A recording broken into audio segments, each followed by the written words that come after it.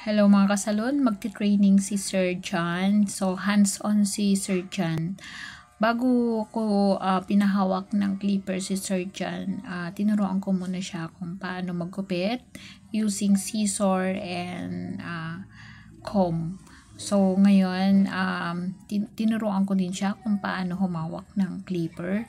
So, ngayon, hinahayaan ko si Sir John na maggupit mag-isa. Yan. Kasi binigyan ko na siya ng idea o di kaya guide kung paano maggupit at humawak ng clipper at suklay. Yan. So, tinatry niya yung best niya na magawa naman at napakadaling matuto ni Sir John. Kaya, hinahayaan ko lang siya na gawin niya mag-isa iyon. So, ganyan lang mga kasalon kapag nagtuturo ako sa mga trainee ko, hinahayaan ko sila na maggupit muna ng sarili nila. Basta binigyan ko na sila ng guide, tinuruan ko na kung paano humawak. Kasi pangalawang model na namin yan. At the same haircut din ang ginawa namin.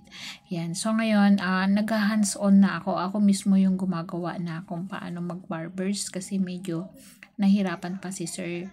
So, ako ngayon ang nag-gugupit at tinitignan niya. And mamaya, siya naman ang maggugupit.